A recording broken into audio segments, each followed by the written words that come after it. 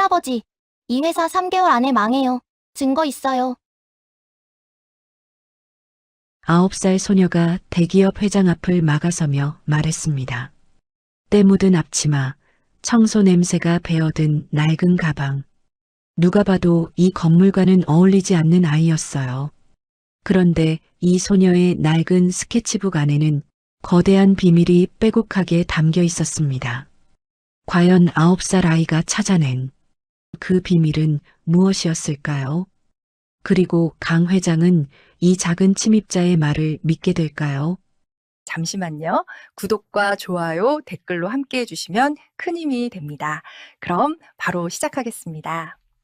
태성그룹 본사의 월요일 아침은 언제나 팽팽한 긴장감으로 시작됩니다. 지하 1층 청소도구 창고. 새벽 2시부터 본사 전층을 닫고 쓰러운 청소부들이 하나둘 퇴근 준비를 하고 있었어요. 낡은 형광등이 깜빡이는 창고 구석. 박미라는 허리를 한번 펴며 목을 돌렸습니다. 뼈마디가 우두둑 소리를 냈죠. 손목에는 물기 자국이 하얗게 남아 있었고 작업화 앞코는 닳아서 실밥이 풀려 있었어요. 그런데 어딘가 이상했습니다. 구석에 놓아두었던 보조 가방이 반쯤 열린 채 쓰러져 있었어요. 안에 넣어두었던 간식 봉지는 바스락거리며 옆으로 흘러나와 있었고 딸아이가 늘 들고 다니던 낡은 스케치북은 보이지 않았습니다. 미란의 눈이 커졌어요. 서아야. 목소리가 창고 벽에 부딪혀 작게 울렸습니다. 대답이 없었어요. 또 올라간 거야, 이 아이가. 미라는 서둘러 창고 문을 열고 복도로 뛰어나갔습니다. 그 시각 지상 1층 로비. 태성그룹 본사의 유리 천장으로 아침 햇살이 쏟아져 들어오고 있었습니다. 정문 양쪽에 줄지어 선 임원들은 숨도 제대로 쉬지 못한 채 앞만 응시하고 있었어요.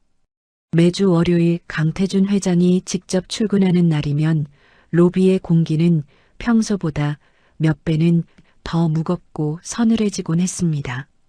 강 회장의 검은 세단이 정문 앞에 멈춰 섰습니다.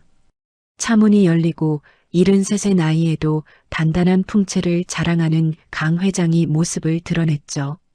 도열한 임원들을 눈길 한 번 주지 않고 로비 안으로 묵묵히 발걸음을 옮겼습니다. 바로 그때였습니다. 청소도구 보관실로 이어지는 좁은 복도 끝에서 작은 그림자 하나가 빠르게 튀어나왔어요. 임원들의 다리 사이를 요리조리 빠져나온 그 그림자는 순식간에 로비 중앙으로 파고들었습니다. 멈춰요. 할아버지, 잠깐만요. 얇고 날카로운 목소리가 대리석 천장을 타고 로비 전체로 울려 퍼졌습니다. 경호원 2명이 반사적으로 몸을 날렸지만 아이는 이미 회장으로부터 3걸음 거리에 서 있었어요. 경호원들이 양쪽에서 팔을 붙잡자 소녀는 공중에 들린 채로도 발버둥을 치지 않았습니다. 그저 강 회장을 똑바로 바라보았죠. 9살쯤 되어 보이는 소녀였어요. 청소부 앞치마를 두른 채 낡은 청가방을 꼭 끌어안고 있었는데 가방에서는 색연필로 숫자가 빼곡하게 적힌 스케치북이 삐져나와 있었습니다. 강 회장의 발걸음이 멈췄습니다. 공중에 매달린 채 자신을 올려다보는 아이와 눈이 마주쳤어요. 두려움이라고는 찾아볼 수 없는 이상하리만치 고요하고 단단한 눈빛이었습니다. 이 눈빛은 뭐지? 강 회장이 짧게 말했습니다. 내려놓아라. 경호원들이 아이를 바닥에 내려놓았습니다. 소녀는 치마를 한번 털고 곧바로 고개를 들었어요. 그리고는 스케치북을 회장 쪽으로 힘껏 들어 올리며 또렷하게 외쳤습니다. 할아버지, 이 회사 3개월 안에 망해요. 이 안에 증거 다 있어요. 로비가 굳어버렸습니다. 임원들은 서로의 얼굴을 바라보았죠. 몇몇 이사들이 피식거리며 수군거렸어요. 하지만 강 회장의 표정은 달랐습니다. 이름이 뭐냐? 박서아요. 서아야, 이 안에 뭐가 들었는지 나한테 직접 보여줄 수 있겠어? 소녀는 스케치북을 가슴에 꼭 끌어안고 잠시 강 회장의 눈을 들여다보았습니다. 그리고는 짧게, 그러나 분명하게 고개를 끄덕였어요. 네. 근데 조건이 있어요. 임원들 사이에서 낮은 웅성거림이 번져나갔습니다. 아이가 내건 조건이 무엇인지 그 자리에 있던 그 누구도 예상하지 못했습니다. 강 회장의 전용 집무실은 최상층 전면이 통유리로 되어 있어 서울 시내가 한눈에 내려다 보였습니다. 서하는 집무실 문이 닫히자마자 잠시 발걸음을 멈췄어요. 태어나서 처음 보는 공간이었습니다. 천장까지 닿을 듯한 책장에는 두꺼운 책들이 빼곡하게 꽂혀 있었고 가죽 소파 위에는 결제를 기다리는 서류 더미가 단정하게 쌓여 있었어요. 아이의 눈이 방 안을 한 바퀴 빠르게 훑쳤습니다. 벽에 걸린 그림도 바닥에 깔린 양탄자도 아니었어요. 서아의 시선이 멈춘 곳은 책상 오른편 유리 선반 위 액자 하나였습니다. 은은한 조명 아래 놓인 액자 속에는 흰 한복을 입은 여자가 환하게 웃고 있었죠. 할머니구나. 강 회장은 책상 뒤 가죽 의자에 천천히 몸을 기댔습니다. 그의 눈빛은 여전히 서늘했지만 아이를 바라보는 방식은 아까 로비에서와 조금 달라져 있었어요. 자, 보여주겠다고 했지. 시작해보거라. 서하는 가방을 내려놓고 스케치북을 두 손으로 꺼냈습니다. 표지는 한때 노란색이었겠지만 이제는 손때와 시간이 더해져 군데군데 얼룩이 져 있었어요. 모서리는 닳아서 너덜너덜해졌고 표지 위에는 굵은 검정 펜으로 딱 3글자가 적혀 있었습니다. 증거들. 강 회장의 눈썹이 미세하게 움직였습니다. 서하는 스케치북을 천천히 펼쳤습니다. 첫 장이 드러나는 순간 집무실 안의 공기가 묘하게 달라졌어요. 종이 위에는 잘게 찢긴 서류 조각들이 빼곡하게 붙어 있었습니다. 조각들 사이사이에는 아이의 필체로 숫자와 화살표가 연결되어 있었고 각 숫자 옆에는 날짜와 짧은 메모가 적혀 있었어요. 혼란스러워 보이는 조각들이 하나의 흐름으로 이어지고 있었습니다. 이게 다 어디서 난 거냐? 버려진 거요. 엄마가 청소하다가 쓰레기통이랑 파쇄기 옆에서 나온 것들이에요. 강 회장의 눈이 가늘어졌습니다. 서아가 스케치북을 한 장 한 장 넘겼어요. 2번째 장, 3번째 장, 10번째 장. 장이 넘어갈수록 조각들은 더 촘촘해졌고 숫자들은 더 복잡하게 얽혀 있었습니다. 서아가 이 스케치북을 채우기 시작한 것은 정확히 1년 전이었어요. 처음에는 그저 퍼즐 맞추는 것이 재미있어서였습니다. 엄마가 가방에 넣어온 조각들을 밤마다 꺼내 식탁 위에 늘어놓고 맞추다 보니 어느 순간부터 숫자들 사이에서 이상한 패턴이 보이기 시작했어요. 같은 계좌번호가 다른 날짜에 다른 금액으로 반복 등장했습니다. 영수증 숫자와 장부 숫자가 미묘하게 어긋나 있었어요. 특정 날짜마다 정확하게 큰 금액이 빠져나간 흔적도 있었습니다. 9살 서아는 그것이 무엇을 뜻하는지 정확히 알지는 못했어요. 하지만 숫자가 거짓말을 하고 있다는 것만큼은 분명하게 느낄 수 있었습니다. 서아는 스케치북의 마지막 장을 펼쳤습니다. 거기에는 지금까지의 모든 숫자가 하나의 표로 정리되어 있었어요. 날짜, 금액, 계좌, 그리고 아이가 직접 계산한 총합. 아이의 계산이 맞는다면 지난 1년간 이 회사에서 사라진 돈은 어마어마한 규모였습니다. 강 회장은 자리에서 일어나 책상을 돌아 나왔습니다. 서아 옆에 서서 스케치북을 내려다보았어요. 한참 동안 말이 없었습니다. 이 아이가 이걸 혼자 한 거라고. 수십 년 동안 숫자를 다뤄온 사람만이 알 수 있는 직감이 그의 가슴 한편을 묵직하게 눌러왔어요. 서아야, 이 중에서 내가 제일 이상하다고 생각하는 숫자가 어디냐? 서아는 망설임 없이 손가락을 뻗었습니다. 표 한가운데 유독 굵은 선으로 동그라미가 쳐진 숫자 하나였어요. 이 돈이요. 이게 매달 나가는데 어디로 가는지가 없어요. 엄마가 주운 조각에도 없고 제가 찾아봐도 없었거든요. 강 회장의 손이 천천히 멈췄습니다. 그가 아는 계좌였습니다.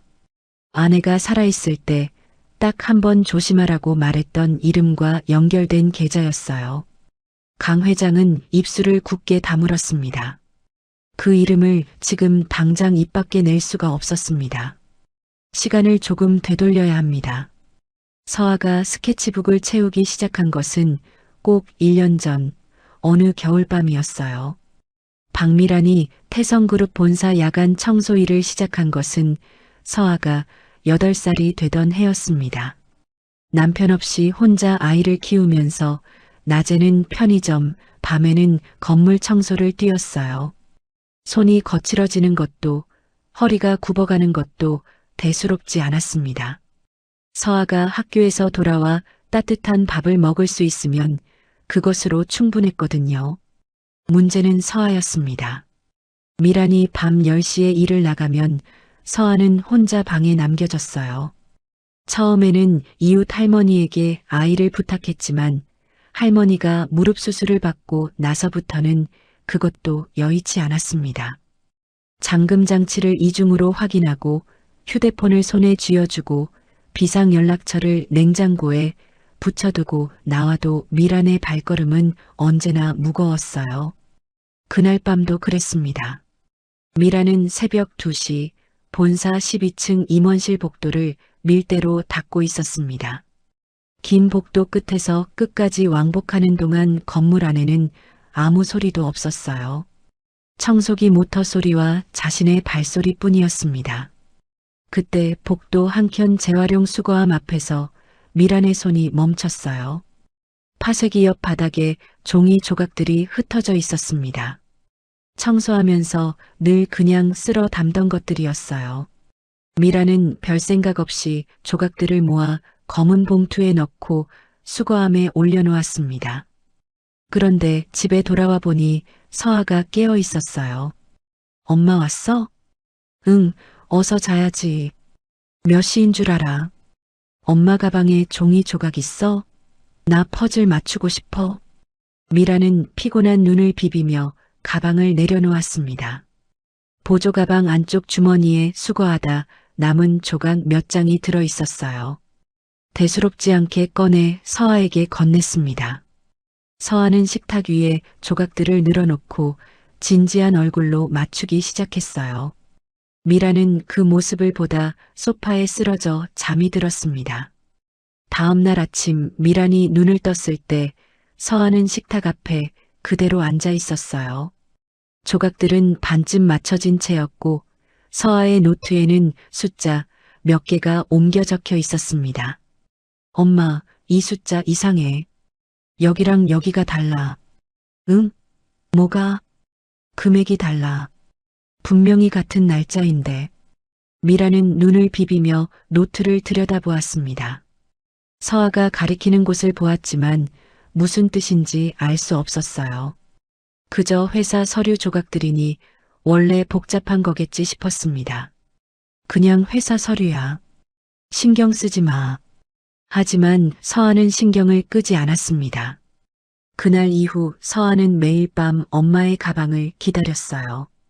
미란이 무심코 가져온 조각들을 하나하나 펼쳐 식탁 위에 늘어놓고 맞춰지는 것은 스케치북에 붙이고 숫자는 직접 옮겨 적었습니다. 겨울이 지나고 봄이 왔어요. 봄이 지나고 여름이 왔습니다. 서아의 스케치북은 한 권, 두 권 쌓여갔고 숫자들 사이의 패턴은 점점 선명해졌어요. 미라는 그것이 무엇인지 알지 못했습니다. 딸아이가 퍼즐 맞추는 것을 좋아하는 줄로만 알았어요. 그 낡은 스케치북이 언젠가 이 거대한 건물의 심장부를 흔들 열쇠가 되리라는 것은 꿈에도 생각하지 못했습니다. 그리고 1년이 지난 오늘 아침 미라는 창고 복도를 뛰어다니며 딸의 이름을 부르고 있었어요. 엘리베이터 앞에서 숨을 헐떡이며 버튼을 누르고 문이 열리기를 기다리는 동안 심장이 쿵쿵 뛰었습니다. 제발 아무 일도 없어야 할 텐데. 그 순간 미란의 휴대폰이 울렸습니다. 모르는 번호였어요. 떨리는 손으로 전화를 받았습니다. 박미란 씨 맞으시죠? 태성그룹 비서실입니다. 지금 즉시 회장 집무실로 올라오시기 바랍니다. 미란의 얼굴이 창백하게 질렸습니다. 집무실 문이 거칠게 열렸습니다. 노크도 없었습니다. 육중한 문이 벽에 부딪히며 둔탁한 소리를 냈어요. 강 회장과 서아가 동시에 고개를 들었습니다. 문틈으로 들어선 사람은 이상훈 전무였습니다. 예순이 가까운 나이에도 흰머리 한 올 없이 머리를 말끔하게 넘긴 남자였어요. 맞춤 양복은 언제나처럼 흐트러짐이 없었고 넥타이 핀까지 반듯하게 고정되어 있었습니다. 그러나 지금 이 순간만큼은 그 반듯함 뒤로 무언가 날카로운 것이 번뜩이고 있었어요. 그의 시선이 서아에게 닿는 순간 눈 아래 근육이 아주 미세하게 떨렸습니다. 회장님, 이게 어떻게 된 상황입니까? 목소리는 낮고 차분했지만 그 안에 뾰족한 것이 숨어 있었습니다. 이상우는 성큼성큼 집무실 안으로 걸어 들어왔어요. 보안 요원 2명이 그의 뒤를 따라 들어섰습니다. 강 회장은 의자에서 일어나지 않았습니다. 그저 이상훈을 바라보았어요. 들어오기 전에 노크를 하는 게 순서 아닌가. 죄송합니다. 워낙 급한 상황이라 예의를 갖추지 못했습니다. 이상훈은 짧게 고개를 숙이고는 바로 고개를 들었어요. 그의 눈은 이미 서아의 손에 들린 스케치북을 향해 있었습니다. 로비에서 보고를 받았습니다. 청소부 아이가 집무실까지 들어왔다고요. 회장님, 이건 보안 문제입니다. 미여가 외부인이 이 공간에 들어온 것 자체가 태성그룹의 규정 위반이에요. 당장 조치를 취해야 합니다. 서아는 이상훈을 올려다보았습니다. 아이의 눈동자가 그의 얼굴 위를 천천히 훑었어요. 이상훈은 서아의 시선이 불편한 듯 살짝 몸을 틀었습니다. 아이야, 여기는 내가 있을 곳이 아니란다. 어서 엄마한테 가거라. 목소리는 부드러웠습니다. 하지만 서아는 움직이지 않았어요. 스케치북을 가슴에 더 바짝 끌어안으며 강 회장 쪽으로 반걸음 다가섰습니다. 이 아저씨 눈이 이상해. 아이는 속으로 생각했습니다. 입은 웃고 있었지만 눈은 웃지 않는 어른. 서아는 그런 어른을 알고 있었어요. 학교 앞 문방구 아저씨가 꼭 저런 눈을 하고 있었습니다. 사탕 공짜로 주는 척하면서 뒤로 돈을 요구하던 사람이었죠. 강 회장이 천천히 입을 열었습니다. 이 전무, 이 아이는 내가 직접 올리라고 했네. 보안 위반이라면 그 책임은 내가 진다. 회장님, 그리고 자네가 지금 걱정하는 것이 보안인지 아니면 다른 무언가인지 나는 아직 판단을 내리지 않았어. 집무실 안에 짧은 침묵이 흘렀습니다. 이상훈의 눈썹이 아주 잠깐 움직였어요. 강 회장의 말이 어디를 겨냥하고 있는지 파악하려는 듯 그는 잠시 말을 멈추었습니다. 회장님, 그 스케치북 안에 있는 것들은 회사 내부 서류 조각입니다.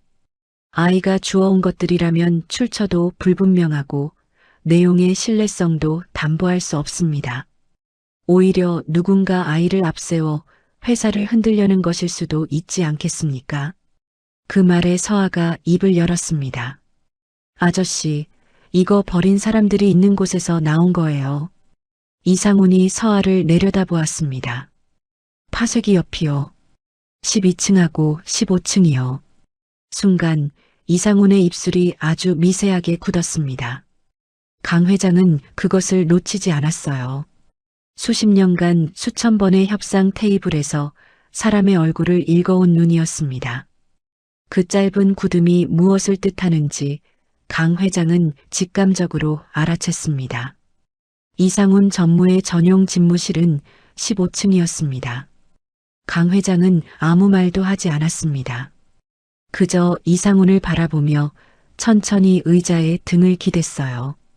그 눈빛 앞에서 이상훈은 처음으로 시선을 피했습니다. 이상훈 전무가 물러선 것은 아니었습니다. 그는 잠시 시선을 거두었다가 다시 강 회장을 향해 고개를 들었어요. 입가에 옅은 미소가 번졌습니다.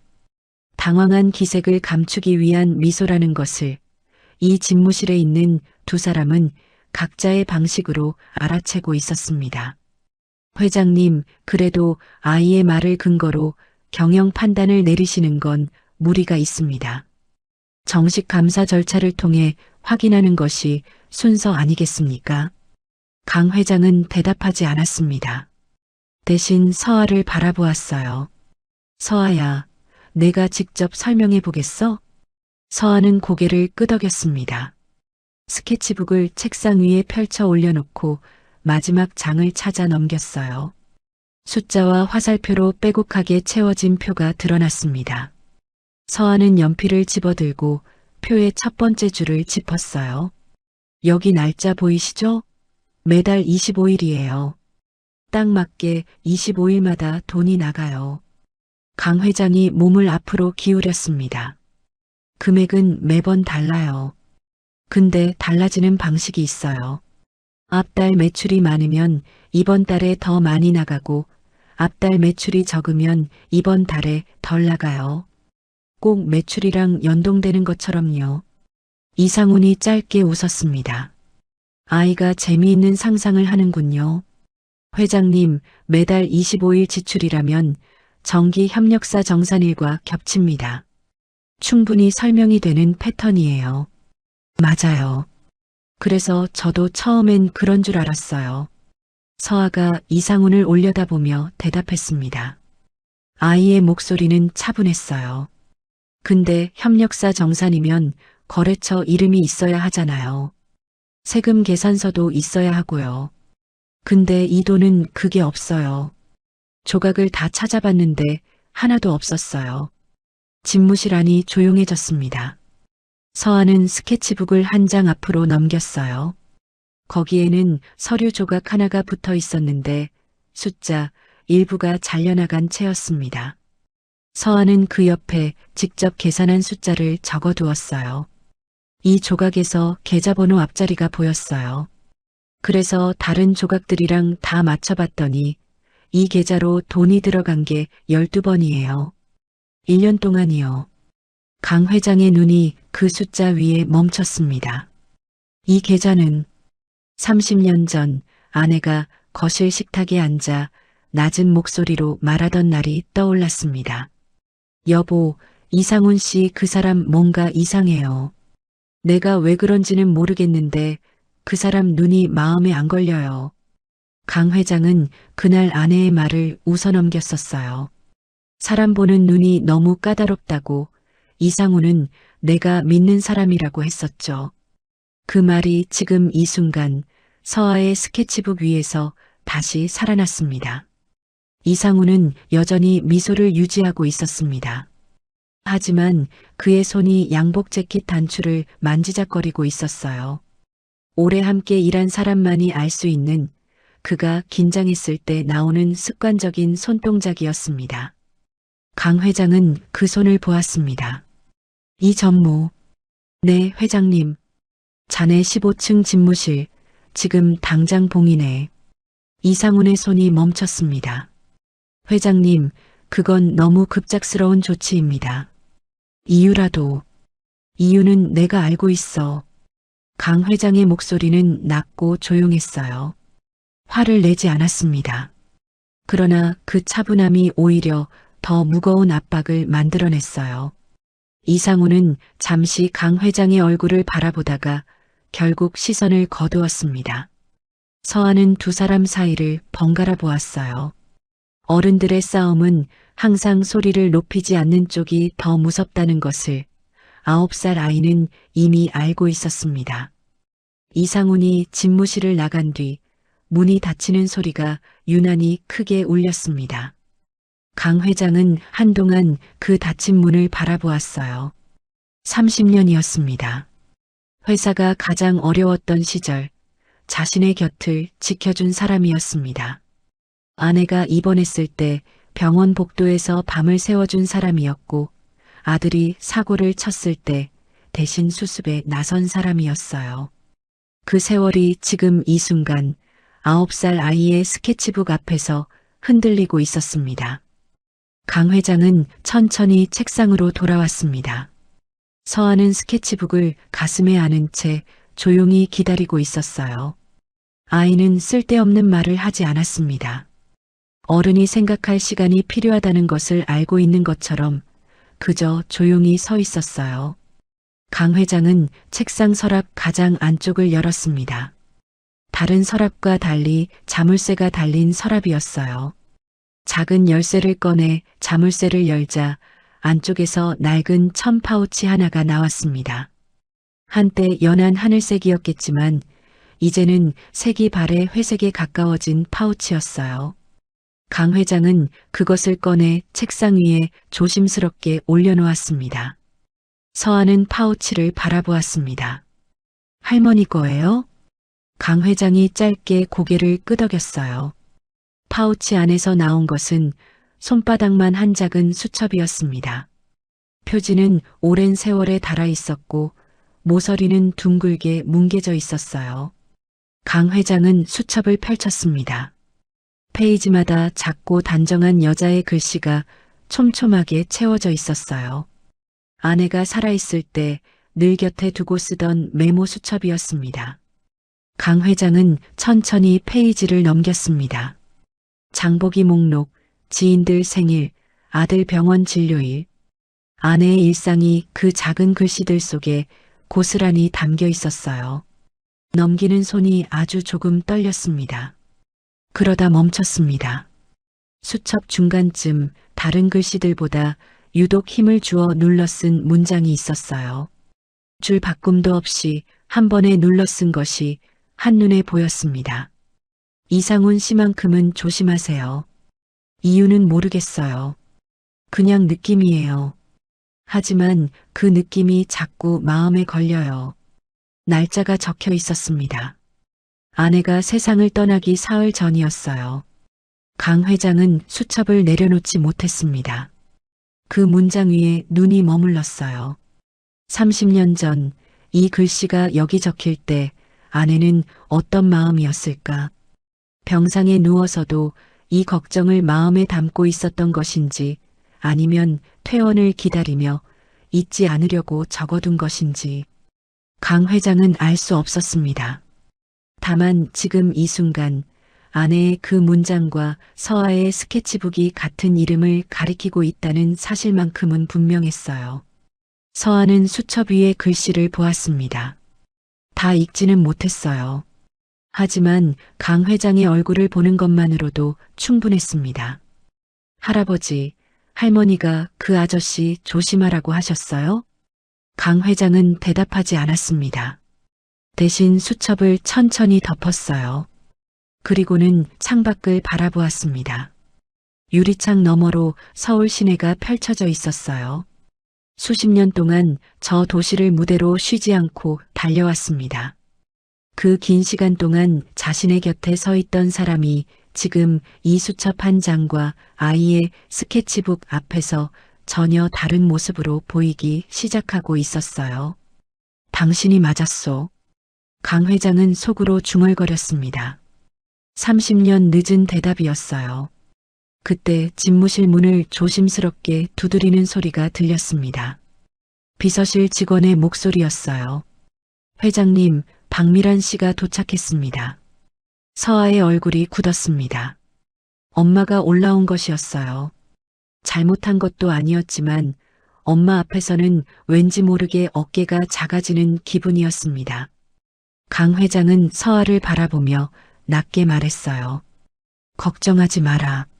내 엄마한테는 내가 직접 얘기할 테니. 박미란이 집무실 문을 들어서는 순간 서아와 눈이 마주쳤습니다. 엄마의 얼굴은 창백했어요. 비서실 직원에게 이끌려 올라오는 동안 얼마나 많은 생각이 오갔을지 서아는 짐작하고도 남았습니다. 미라는 강 회장을 향해 깊게 고개를 숙였어요. 죄송합니다, 회장님. 제 딸이 큰 실례를 범했습니다. 당장 데리고 나가겠습니다. 앉으시죠. 강 회장의 말에 미라는 고개를 들었습니다. 예상했던 반응이 아니었어요. 강 회장은 소파 쪽을 손으로 가리켰습니다. 미라는 어쩔 줄 몰라 하면서도 조심스럽게 소파 끝에 걸터 앉았어요. 강 회장은 서아의 스케치북을 미란 앞에 펼쳐 보였습니다. 미란의 눈이 천천히 넓어졌어요. 매일 밤 딸이 식탁에 앉아 맞추던 그 조각들이 이렇게 정리되어 있을 줄은 몰랐습니다. 자신이 아무 생각 없이 가방에 넣어온 것들이 이 두꺼운 스케치북을 가득 채우고 있었어요. 어머니, 이 조각들이 어느 층에서 나온 건지 기억하십니까? 미라는 스케치북을 들여다보며 천천히 고개를 끄덕였습니다. 12층하고 15층이 주로 많았어요. 파쇄기 옆에 늘 조각들이 흘러나와 있어서 같이 쓸어 담곤 했는데 서아가 가져가고 싶다고 해서 말끝이 흐려졌습니다. 미라는 자신이 한 일이 어떤 의미인지 이제야 조금씩 감이 잡히는 눈치였어요. 바로 그때였습니다. 집무실 문이 다시 열렸어요. 이상훈 전무였습니다. 이번에는 혼자가 아니었습니다. 인사팀장으로 보이는 남자가 서류를 들고 그 뒤를 따랐어요. 이상훈은 강 회장을 향해 고개를 숙이는 신용을 하면서도 눈은 미란에게 고정되어 있었습니다. 회장님, 잠시 말씀드릴 것이 있어서요. 그는 인사팀장에게 손짓했습니다. 인사팀장이 서류를 앞으로 내밀었어요. 박미란 씨, 청소 용역 계약서를 확인해 보셨는지요? 계약서 7조를 보면 사내 기밀 문서를 외부로 반출하거나 제3자에게 유출하는 행위는 즉시 계약 해지 사유에 해당합니다.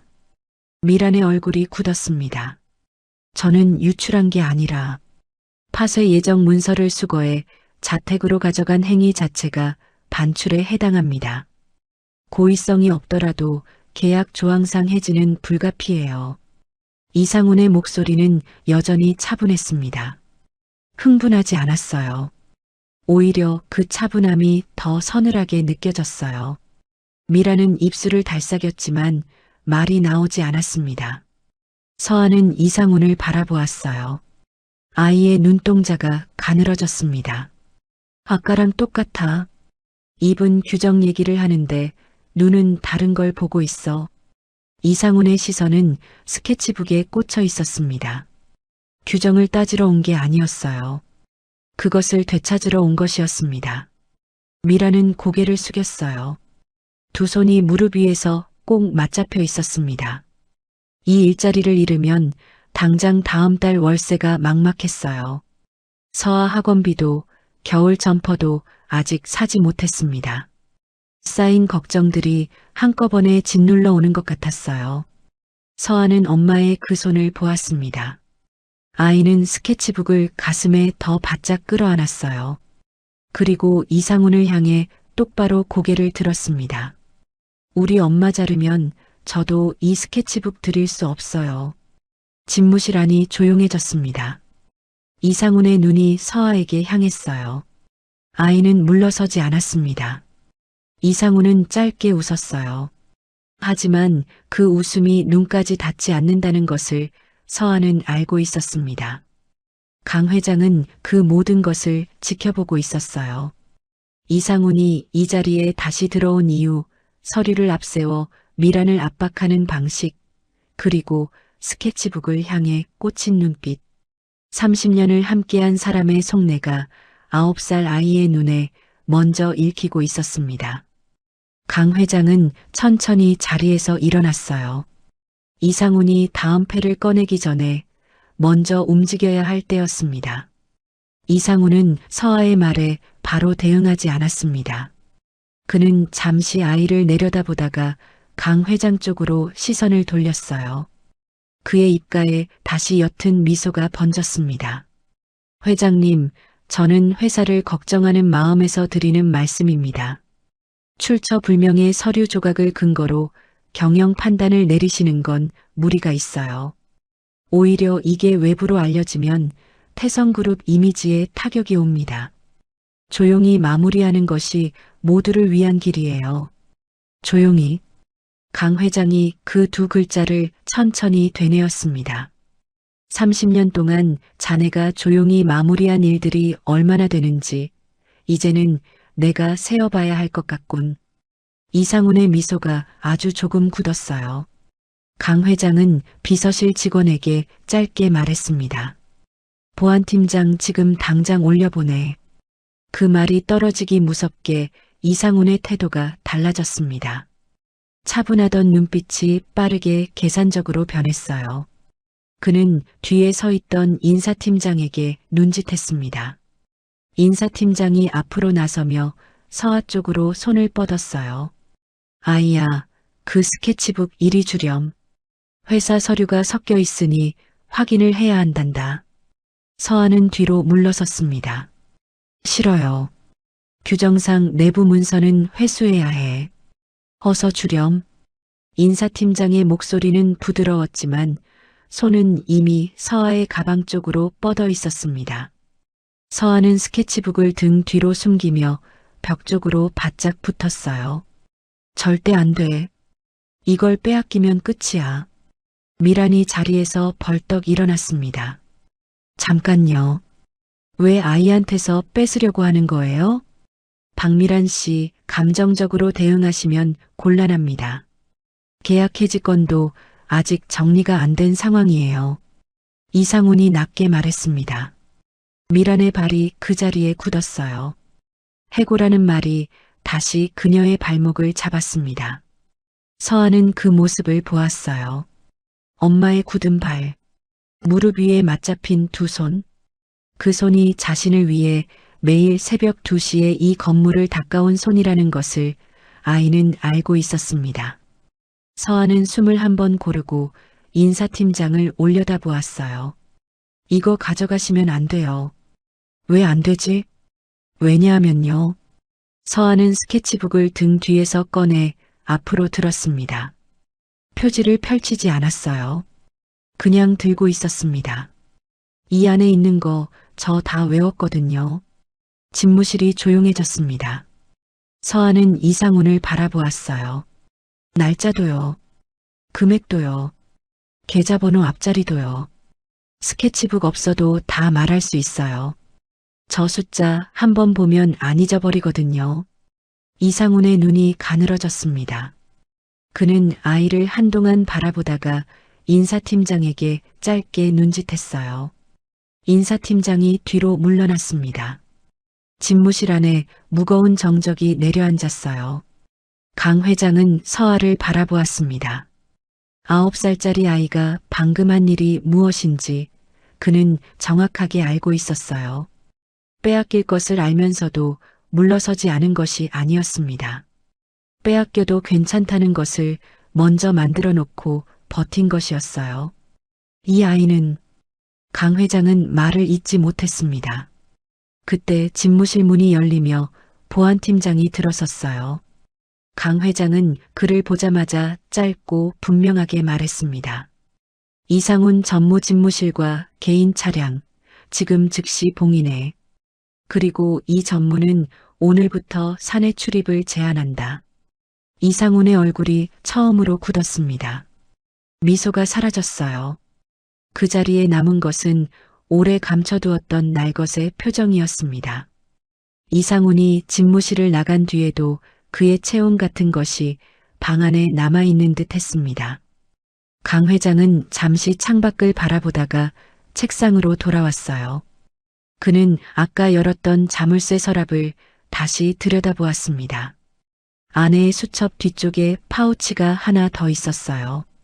처음에는 꺼낼 생각이 없었던 것이었습니다. 하지만 지금은 달랐어요. 강 회장은 두 번째 파우치를 꺼냈습니다. 안에는 서류 몇 장이 접혀 있었어요. 가장자리가 누렇게 발에 있었고 접힌 자리마다 깊은 주름이 잡혀 있었습니다. 강 회장은 서류를 천천히 펼쳐 책상 위에 올려놓았어요. 오래된 회계장부 사본이었습니다. 태성그룹 창업 초기 법인 설립 전후로 작성된 자금 흐름표였어요. 강 회장은 그것을 꺼낸 이유를 스스로도 정확히 설명하지 못했습니다. 다만 서아의 스케치북을 보는 순간부터 마음 한편에서 이것을 꺼내야 한다는 느낌이 올라왔어요. 30년 동안 자물쇠 안에 잠가두었던 서류였습니다. 아내가 세상을 떠난 직후 누군가가 회사 금고에서 사라졌다고 보고했던 원본 장부의 사본이었어요. 그 사본이 왜 아내의 파우치에 들어 있었는지 강 회장은 한 번도 답을 찾지 못했습니다. 서아야, 이리 와보렴. 서아는 조심스럽게 책상 앞으로 다가왔어요. 강 회장은 낡은 서류를 서아의 스케치북 옆에 나란히 펼쳐 놓았습니다. 서아의 눈이 두 종이를 번갈아 보기 시작했어요. 아이는 말이 없었습니다. 손가락이 서류 위를 천천히 따라갔어요. 스케치북으로 시선을 옮겼다가 다시 서류로 돌아왔습니다. 그 동작이 몇 번 반복되었어요. 강 회장은 기다렸습니다. 서두르지 않았어요. 할아버지, 응, 여기 이 숫자요. 서아가 낡은 서류 위 숫자 하나를 짚었습니다. 그리고 스케치북을 펼쳐 같은 숫자를 찾아 나란히 놓았어요.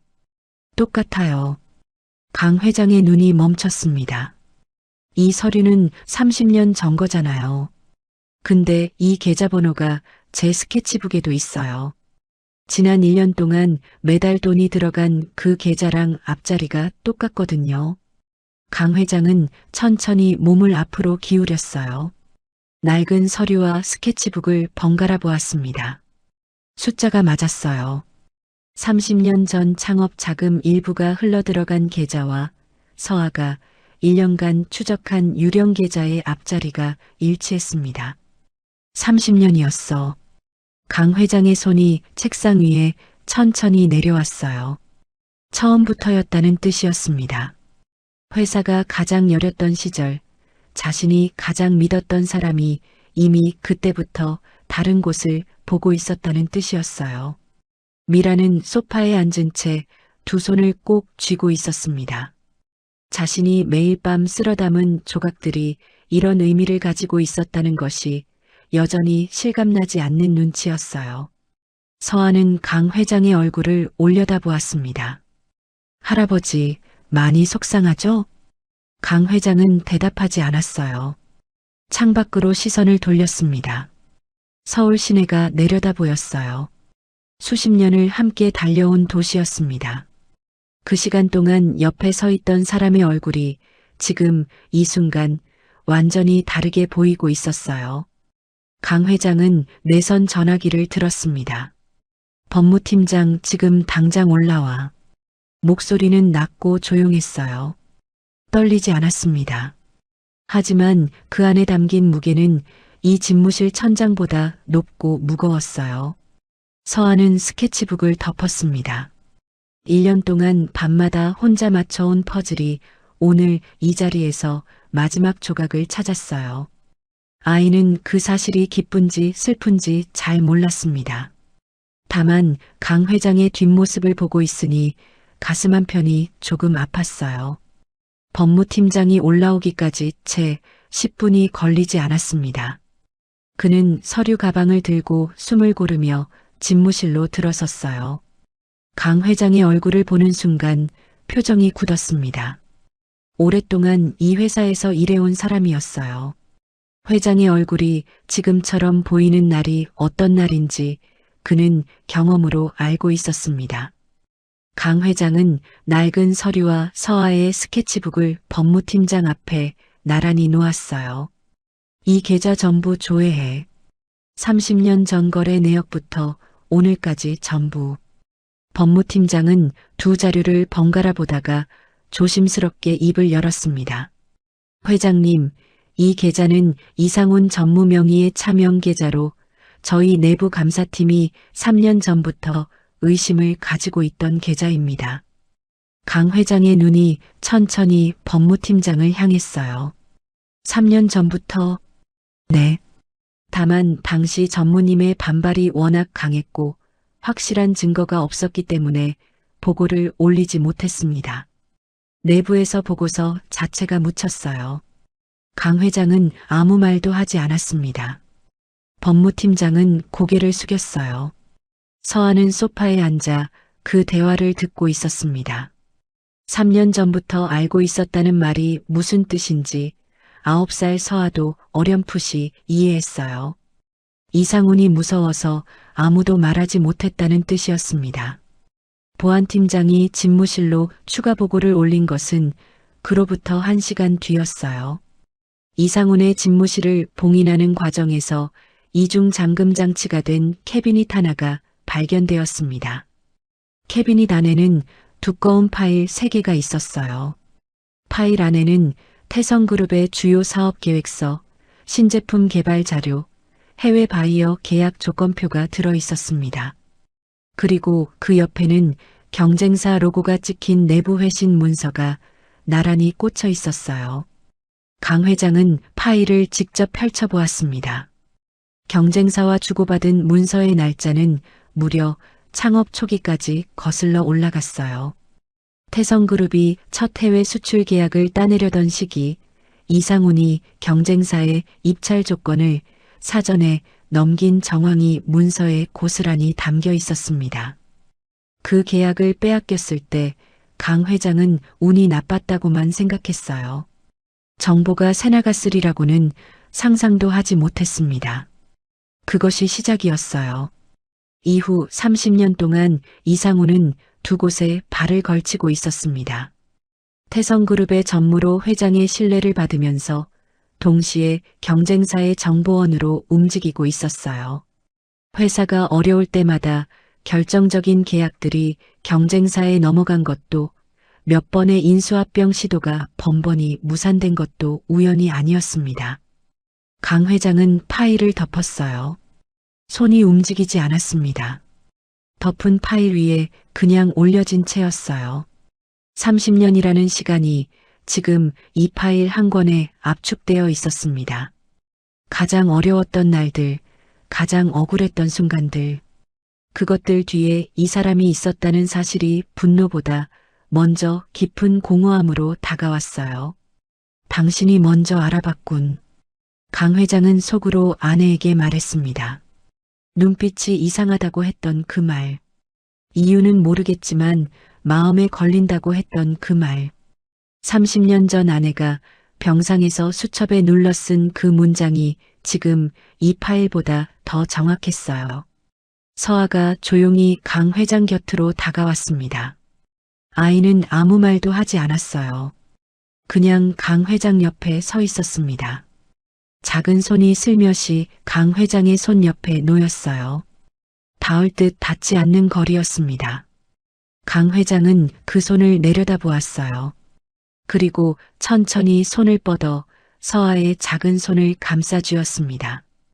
고맙다, 서아야. 목소리가 낮게 가라앉았어요. 서아는 고개를 끄덕였습니다. 말이 필요하지 않은 순간이었어요. 그날 오후 태성그룹 본사는 조용히 뒤집혔습니다. 소란스럽지 않았어요. 고함도 없었고 달려가는 발소리도 없었습니다.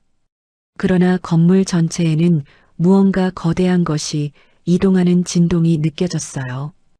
엘리베이터가 멈추지 않고 오르내렸고 비서실과 법무팀 사이를 오가는 직원들의 얼굴에는 한결같이 굳은 표정이 담겨 있었습니다. 강 회장의 지시는 3가지였어요. 첫째, 이상훈 전무 명의의 모든 계좌를 즉시 동결할 것. 둘째, 캐비닛에서 발견된 파일 전체를 법무팀이 인수해 검찰 제출 자료로 정리할 것. 셋째, 내부 감사팀이 3년 전 작성했다가 묻힌 보고서를 원본 그대로 복원할 것. 지시가 내려지고 2시간 만에 이상우는 본사 로비에서 검찰 수사관들에게 인계되었습니다. 그는 끝까지 말이 없었어요. 포승줄에 묶인 채 로비를 가로지르면서도 고개를 숙이지 않았습니다. 오히려 정면을 바라보며 걸었어요. 그 모습이 30년 동안 이 건물에서 쌓아온 습관처럼 보였습니다. 하지만 그를 피해 고개를 돌리던 직원들의 얼굴에서는 오래 눌려있던 무언가가 스르르 풀리는 기색이 역력했어요. 강 회장은 창밖에서 그 장면을 내려다보았습니다. 오래 보지 않았어요. 한 번 보고 시선을 거두었습니다. 그것으로 충분했어요. 서아와 미라는 비서실 대기실 소파에 나란히 앉아 있었습니다. 미라는 딸의 손을 꼭 잡고 있었어요. 오늘 하루 동안 일어난 일들이 아직도 실감나지 않는 눈치였습니다. 새벽 2시부터 청소를 시작해 아침 8시에 퇴근하려던 날이었는데 지금은 태성그룹 회장 비서실 소파에 앉아 딸의 손을 잡고 있었어요. 서아야. 응, 엄마. 무서웠지? 서아는 잠깐 생각했습니다. 아니, 진짜? 응. 근데 엄마 해고한다고 했을 때는 좀 무서웠어. 미라는 말을 잇지 못했어요. 눈가가 붉어졌습니다. 자신 때문에 무서웠다는 말이 가슴 어딘가를 뾰족하게 건드렸어요. 엄마는 서아 때문에 무서웠는데 나는 괜찮았어. 스케치북 다 외웠으니까. 미라는 딸의 손을 더 꼭 쥐었습니다. 말 대신 그것으로 대신했어요. 집무실로 돌아온 강 회장은 보안팀장으로부터 마지막 보고를 받았습니다. 이상훈이 지난 30년간 차명 계좌를 통해 빼돌린 금액의 추산치가 담긴 보고서였어요. 강 회장은 첫 장만 보고 덮었습니다. 숫자는 중요하지 않았어요. 그보다 더 무거운 것은 그 뒤에 적힌 피해 목록이었습니다. 무산된 계약들, 실패한 인수합병, 경쟁사의 선수를 빼앗긴 입찰들, 운이 나빴다고 생각했던 일들이 줄줄이 적혀 있었어요. 강 회장은 보고서를 법무팀장에게 돌려주었습니다. 전부 검찰에 넘겨. 하나도 빠짐없이. 네, 회장님. 그리고 내부 감사팀장 불러 3년 전 보고서 묻은 경위 전부 파악하고 관련된 사람들 명단 올려. 법무팀장이 나간 뒤 강 회장은 혼자 집무실에 남았습니다. 책상 위에는 서아의 스케치북이 놓여 있었어요. 아이가 두고 간 것이었습니다. 강 회장은 스케치북을 천천히 펼쳤어요. 첫 장, 잘게 찢긴 조각들이 빼곡하게 붙어 있었습니다. 아이의 작은 손으로 하나하나 맞춰 붙인 조각들이었어요. 가장자리에는 굵은 색연필로 날짜가 적혀 있었고 조각들 사이를 이어주는 화살표는 삐뚤삐뚤했지만 방향만큼은 한치의 흔들림도 없었습니다. 두 번째 장, 세 번째 장. 넘길수록 조각들은 더 촘촘해지고 숫자들은 더 정교해졌어요. 겨울부터 시작해 봄을 지나 여름을 넘긴 흔적이 손때로 남아 있었습니다. 아이가 이것을 채우는 동안 밖에서는 계절이 바뀌고 있었고 이 건물 안에서는 아무것도 바뀌지 않고 있었어요. 마지막 장에 이르자 강 회장의 손이 멈췄습니다. 거기에는 숫자 대신 짧은 문장 하나가 적혀 있었어요. 색연필로, 아이의 필체로. 다 마쳤다. 이제 할아버지한테 가야지. 강 회장은 한참 그 문장을 바라보았습니다. 소리 없이 그러나 분명하게 무언가가 그의 눈끝에 맺혔어요. 봄이 왔습니다. 태성그룹 본사 정문 앞 화단에는 노란 개나리가 흐드러지게 피어 있었어요. 겨울 내내 딱딱하게 굳어있던 흙이 부드럽게 풀리고 햇살이 유리 외벽을 타고 내려오는 모습이 한결 따뜻했습니다. 몇 달 전 이 로비를 가득 채웠던 무겁고 서늘한 공기는 어느새 흔적도 없이 사라져 있었어요. 강 회장은 집무실 창밖을 바라보고 있었습니다. 책상 위 유리 선반에는 아내의 액자 옆으로 새로 놓인 것이 하나 있었어요. 낡고 너덜너덜한 스케치북이었습니다. 표지에는 굵은 검정 펜으로 증거들이라고 적혀 있었죠.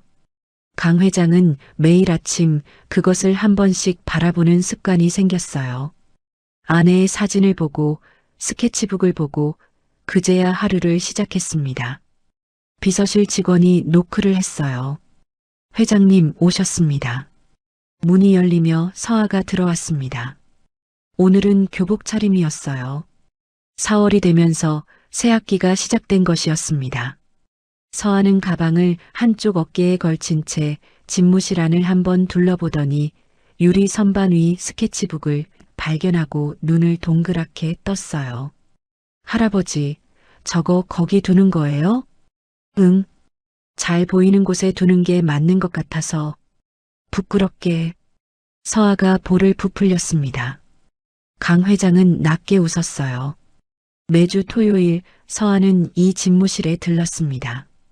처음에는 강 회장이 제안한 것이었어요.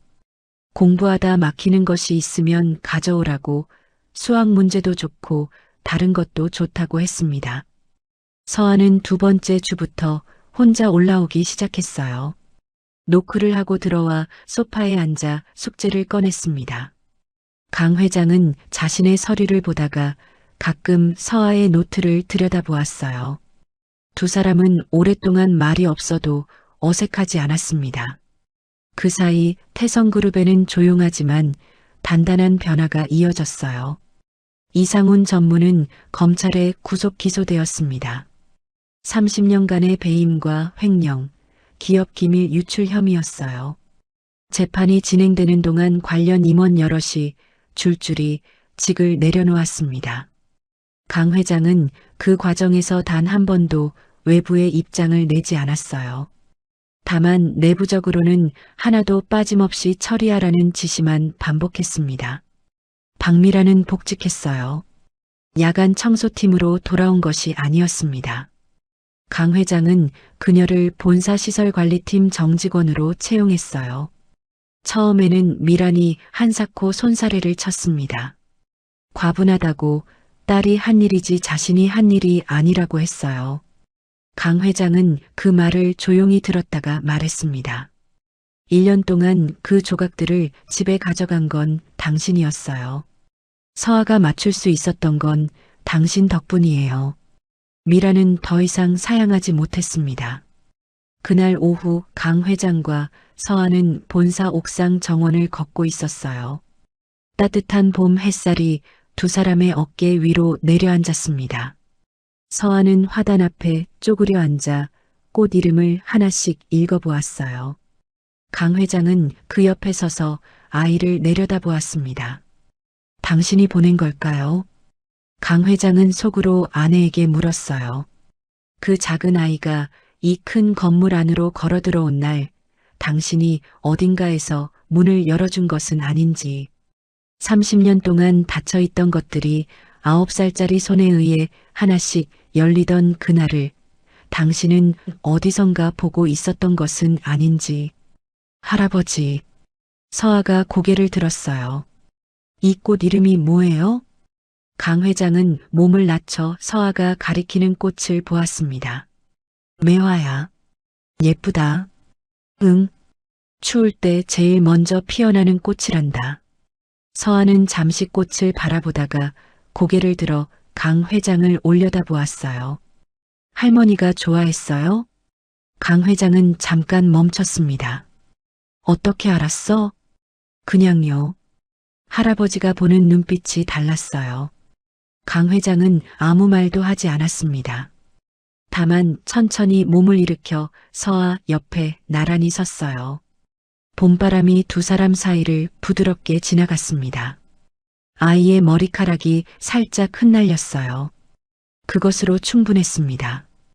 이 이야기를 끝까지 함께 해주셔서 진심으로 감사드립니다. 낡은 가방을 들고 이 거대한 건물 안으로 걸어 들어온 9살 서아의 이야기였어요. 버려진 조각들을 밤마다 혼자 맞추면서도 왜 하는지, 누가 알아줄지 생각하지 않았던 아이였습니다. 그저 숫자가 거짓말을 하고 있다는 것이 마음에 걸렸을 뿐이었어요. 여러분도 혹시 지금 작고 보잘것없는 일을 하고 계신가요? 아무도 알아주지 않는다고 느끼시나요? 서아처럼 그 자리에서 묵묵히 한 조각씩 맞춰가다 보면 언젠가 반드시 마지막 퍼즐 조각을 찾게 되실 거예요. 삶은 늘 그렇게 보답해 주거든요. 오늘도 에버스토리와 함께 해주셔서 감사합니다. 구독과 좋아요는 더 좋은 이야기를 만드는 큰 힘이 됩니다. 다음 이야기에서 또 뵙겠습니다. 감사합니다.